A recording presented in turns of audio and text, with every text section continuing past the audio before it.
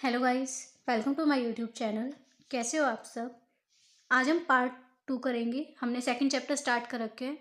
कल हमने जो है फाइनल गुड और फाइनल गुड्स को अच्छे से कर लिया था और आज की वीडियो में हम इंटरमीडिएट गुड्स को देखेंगे कि इंटरमीडिएट गुड्स क्या होता है।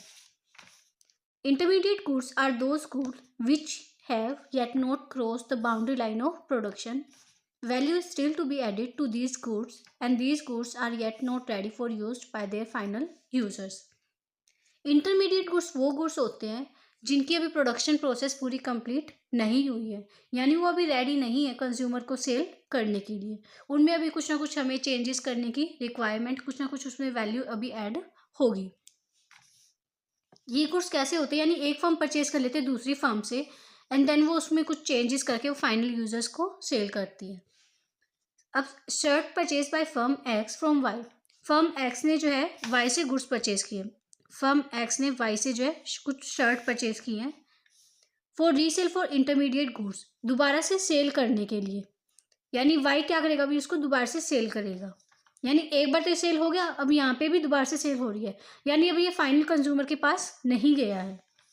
Because value is to be added to the shirt through resale.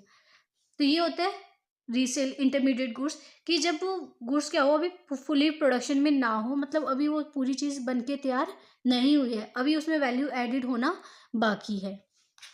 तो डेफिनेशन देखें यहाँ से, ये intermediate goods are those goods which are within the boundary line of production, कि जो बाउंड्री लाइन ऑफ प्रोडक्शन के अंदर ही है, अभी प्रोडक्शन पूरा नहीं हुआ है। Value is yet to be added to these goods, अभी और ऐड होना इसमें बाकी है। And these goods are not yet ready for their final users, अभी वो रेडी नहीं है, इसलिए इनको क्या बोला जाता है, intermediate goods. Now value of intermediate goods ultimately merges with the value of final goods, यानी जब वो स्टेजेस पे अलग अलग पे जाती है तो उनकी वैल्यू बढ़ती जाती है और एट द एंड वो मर्ज होके वैल्यू फाइनल गुड्स बन जाती है। तो यही था हमारा इंटरमीडिएट गुड्स। अब एग्जाम्पल देखते हैं यहाँ पर क्या दे रखे हैं। When a carpenter buy wood worth ₹5,000 and convert it into chair worth 10,000, एक कारपेंटर ने पहले वुड खरीदा है।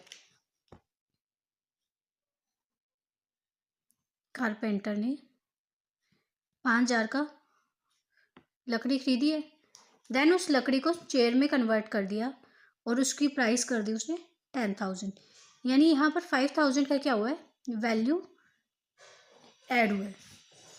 The value of chair final goods, ना चेयर क्या फाइनल गुड्स है और ये जो वुड है ये क्या इंटरमीडिएट गुड है। क्यों, क्योंकि अभी यहाँ पर और वैल्यू ऐड हुई है, क्योंकि अभी रेडी फॉर सेल नहीं है।